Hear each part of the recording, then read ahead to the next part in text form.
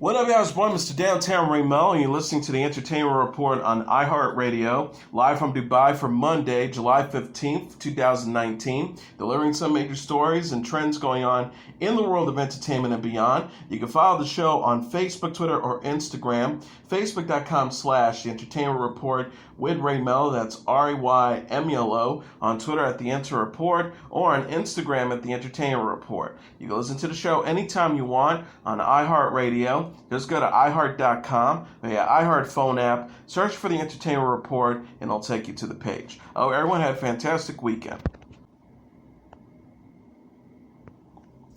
Two-time Oscar winner Christoph Waltz is set to return in Bond 25 as the villain he played in 2015 Spectre. Variety and The Guardian reported Friday Waltz will reprise his role of Blofeld as the as-yet untitled 007 caper. The actor was spotted at London's Pinewood Studios, where filming is taking place.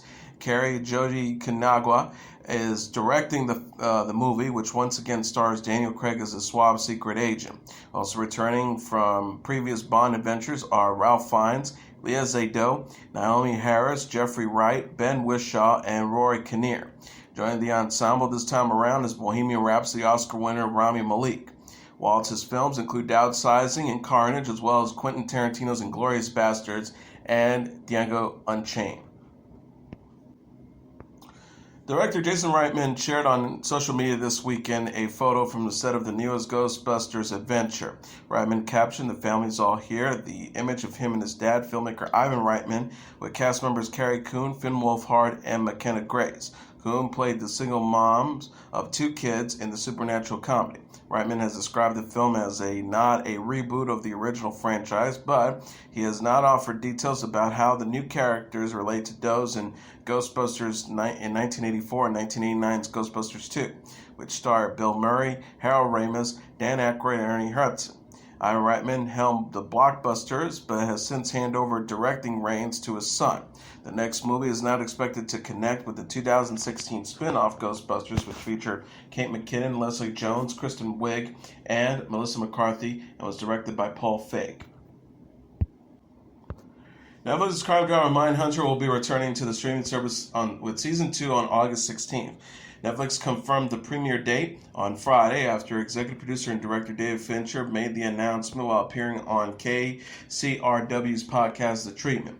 Mindhunter, which was launched in October 2017, stars Jonathan Groff and Holt McCalley as two FBI agents in the 1970s who seek to find out what makes a serial killer tick by interviewing deadly criminals. The aim of the endeavor is to learn how to solve new murder cases and how to best teach law enforcement officers about dealing with serial killers.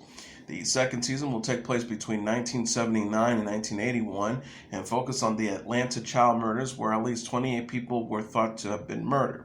Charlize Theron also serves as an executive producer. The series is adapted from the Mark Olshaker and Johnny Douglas book Mindhunter, Inside FBI's Elite Serial Crime Unit. Anna Torov and Hannah Gross also star. Netflix renewed the show for a second season in November 2017. Courteney Cox will star in a new series based on the Netflix docuseries Last Chance U. Entertainment Weekly confirmed Thursday the 55-year-old actress will star in and executive produced a new scripted show for Spectrum Originals. Deadline said Cox will play Brittany Wagner, the former academic advisor at East Mississippi Community College, who worked to help struggling athletes realize their fullest potential. Last Chance U premiered on Netflix in 2016 and will debut its fourth season on July 19th. The series follows the coaches, players, and staff at the top community college football team, East Mississippi Community College in seasons 1 and 2, and Independence Community College in season 3. The new show will mark Cox's first series role since playing Jules Kopp on Cougar Town, which ended in March 2015. Spectrum Original slate also includes LA's Finest with Gabrielle Union and Jessica Alba, and a Mad About You revival. Cox is known for playing Monica Geller on the NBC series Friends. She reunited with former co-stars Jennifer Aniston and Lisa Kudrow in June after Aniston discussed the possibility of a revival. The Deuce will return to television in September. HBO announced in a tweet Friday that the drama series will premiere its third and final season September 9th. The post reads, "The Deuce final season is coming to VHS. Just kidding, but can you imagine? The Deuce stars James Franco as Vincent and Frankie Martino, Maggie Gyllenhaal as Elaine Merrill, aka Candy, and Benjiga Akiniba as Larry Brown.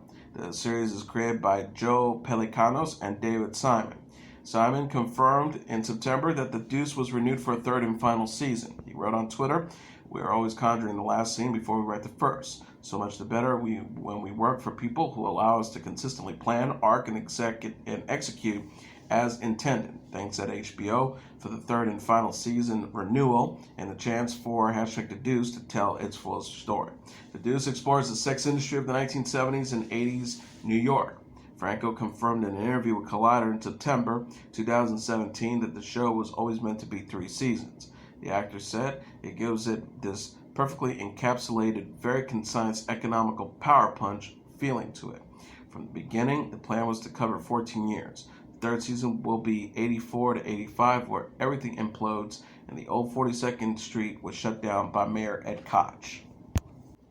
Once Upon a Time alum Colin O'Donoghue is replacing Joe Dempsie in National Geographic's upcoming astronaut drama The Right Stuff. NYC.com confirmed the British-born Dempsey had to bow out of the role of Gordon Cooper due to visa issues. Cooper piloted the last and longest Mercury spaceflight in 1963. O'Donoghue tweeted Friday after the casting news broke, "So I guess the old cat is out of the bag, so excited." Suits actor Patrick J. Adams and Limitless star Jake McDormand are to co-star in the series as John Glenn and Alan Shepard, respectively. Actor Leonardo DiCaprio is producing the adaptation of Tom Wolfe's nonfiction book. The second season of Keeping Faith, a mystery drama starring Torchwood and Broadchurch alum Eve Myles, is set to debut on BBC One on July 23rd. Myles plays Faith Howells, a Wales lawyer and mother whose life was changed forever by the unexplained disappearance of her husband Evan, played by Bradley Freegard. The press release says, now 18 months later, Faith is drawn into a new mystery as she takes on the case of Madeline Vaughn, played by Amy Fionn Edwards, a local farmer accused of murdering her husband in cold blood. The murder trial, the prospective Evan's imminent release from prison, and her conflicted emotions towards former criminal Steve Baldini, played by Mark Lewis Jones, pushes her to the breaking point. Several cast members of the beloved crime drama Longmire are heading to Wyoming this week for the 8th annual Longmire Days fan event. Scheduled to run Thursday through Sunday in Buffalo, the long weekend will include a parade, a 5-kilometer run, a softball game, a car show, contestants, panel discussions, and performance. Robert Taylor wrote in a Facebook post Friday, "Can't wait to get back to Wyoming. The band is getting back together. Bring it on at Falls, Australia, at Adam L. Bartley, at Zon McLaren, at John Glenn Bishop, at The Real Kate Shakoff, at Hatface, at Barry Polson Sloan, at Branch Lives." Taylor played the small-town Wyoming Sheriff Walt Longmire on the show from 2012 to 2017. Helping Walt maintain law and order in the fictional Absaroka County were his deputies Vic Moretti, played by Katie Shakoff, Branch Conley, played by Bailey Chase, and The Furge, played by Adam Bartley, as well as his dispatcher, Rui, played by Luann Stevens. Lou Diamond Phillips played Walt's best friend and unofficial partner in crime fighting, Henry Standing Bear, and Zon McLaren played Mathis, police chief of the nearby Cheyenne Reservation Tribal Police. Bartley tweeted Sunday, "Just 3 more days now, #Longmire Days." Earlier this month, he shared on social media a cast and crew photo from the show's first season. Bartley captioned the group shot, "It's very rare in this business to bond and gel in this very specific way this group did. Friendships forged in the collective struggle to create something bigger than our individual selves. Thousands of hours of detained work by so many that go unseen and uncredited mostly. Labors of love and the mastery of craft in service of the story and of the shared spirit between us. I assure you it shows up on camera. Every job vital to the work you get to see." Stevens shared on Twitter Friday a photo of her packing for the trip to Buffalo.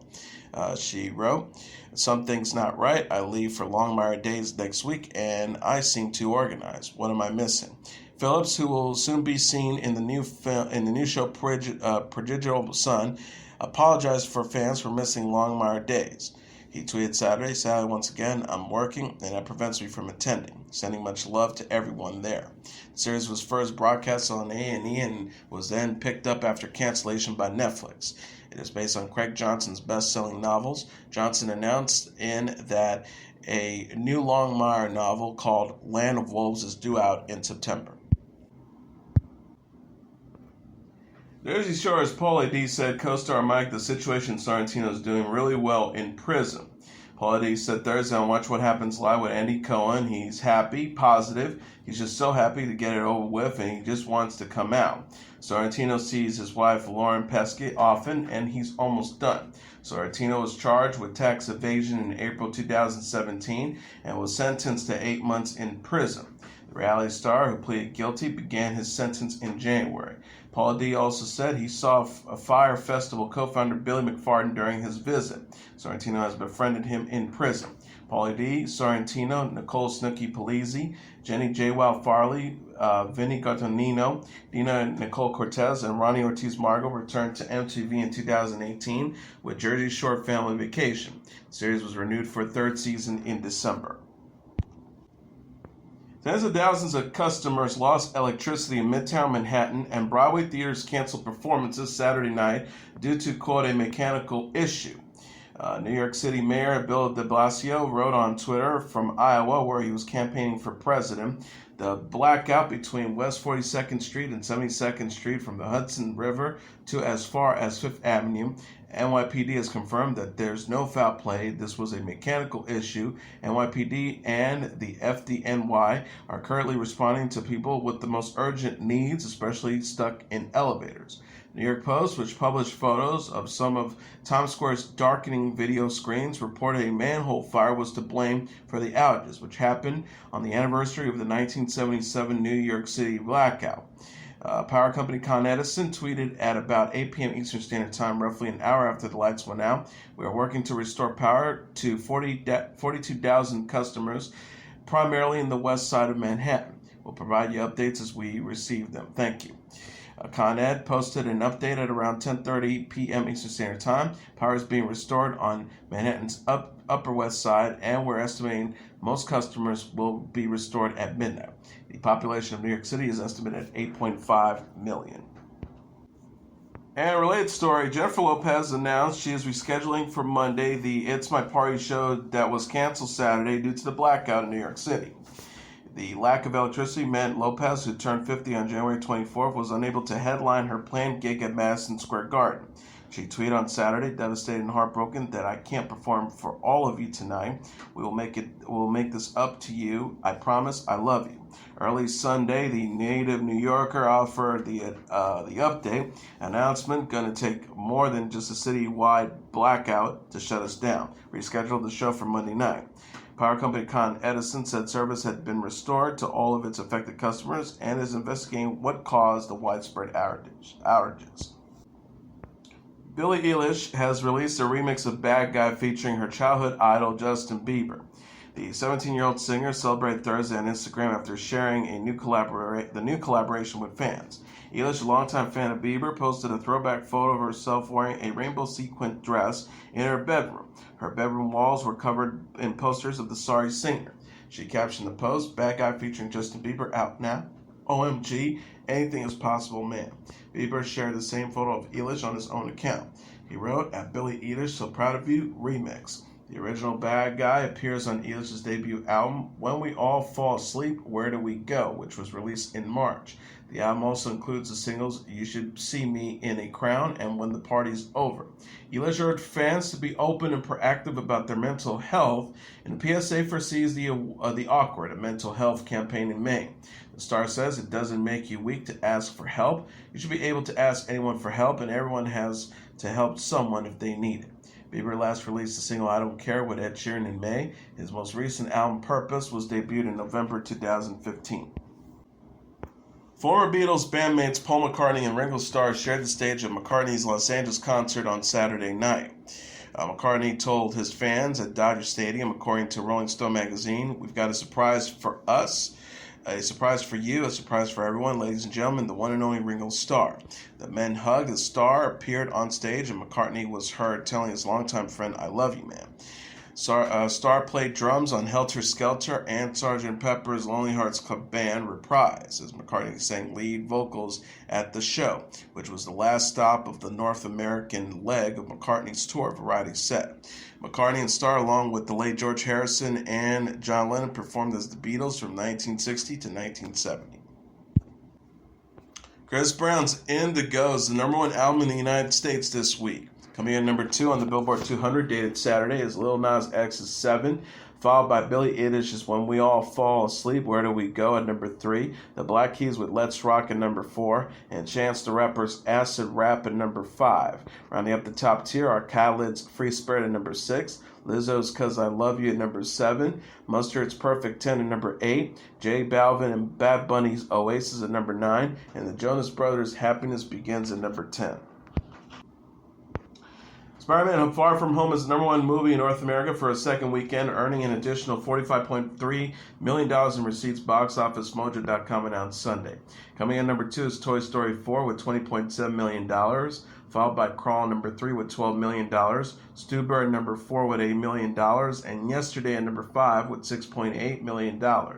Rounding out the top tier are Aladdin at #6 with $5.9 million, Annabelle Comes Home at #7 with $5.6 million, Midsommar at #8 with $3.6 million, The Secret Life of Pets at #9 with $3.1 million, and Men in Black International #10 with $2.2 million.